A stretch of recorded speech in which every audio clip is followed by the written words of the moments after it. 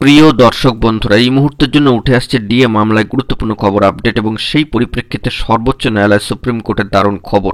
DA মামলায় আসছে ভালো বার্তা। অবশ্যই সবটা তুলে ধরবার জন্য চেষ্টা করছি এই মুহূর্তে দাঁড়িয়ে, তাই আর্জেন্ট ভিত্তিতে এই ভিডিওটা আপনাদের জন্য ক্রিয়েট করা। ভিডিওটিকে শেষ পর্যন্ত ওয়াচ করবেন, কোনোভাবে স্কিপ করবেন না। চ্যানেলটিকে এখনই সাবস্ক্রাইব করে নিয়ে সঙ্গে থাকবেন। চলুন কথাবার্তা না বাড়িয়ে মূল টপিকে ফোকাস করি।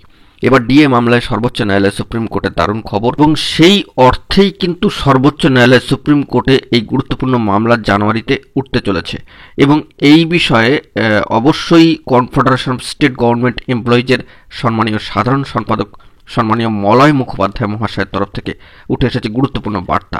তিনি কোট আনকোট যে বিষয়টি জানাচ্ছেন যে 7ই জানুয়ারি ডিএ মামলা উঠতে চলেছে সুপ্রিম কোর্টে, তবে সেই মামলার কজ লিস্ট এখনও আমরা পাবো না। ডিসেম্বরের শেষ সপ্তাহ হয়ে যেতে পারে তা পেতে, নয়তো জানুয়ারির 2 তারিখে সেটি মিলবে, কারণ এর মধ্যে 24শে ডিসেম্বর থেকে 1 জানুয়ারি পর্যন্ত কোর্ট বন্ধ। 2 তারিখ মহামান্য আদালত ফের খুলবে। প্রসঙ্গত এখানে উল্লেখ্য, তিনি আশা করছেন মামলাটি ওই দিনই উঠবে। উল্লেখ্য, সুপ্রিম কোর্টের সম্মানীয় বিচারপতি সম্মানীয় ঋষিকেশ রায় মহাশয় এবং সম্মানীয় বিচারপতি জাস্টিস ভাট্টি মহাশয়ের এজলাসে মামলাটি উঠতে চলেছে। মামলাটি নন মিসলেনিয়াস হিসাবে আছে বলে জানাচ্ছেন সম্মানীয় মলয় বাবু। প্রসঙ্গত আর উল্লেখ্য যে ডিএ মামলা যে আগামী 7/1/2025 তারিখে মঙ্গলবার উঠতে চলেছে, সর্বোচ্চ ন্যায়ালয় সুপ্রিম কোর্টের অ্যাডভান্স লিস্টে স্থান পেয়েছে।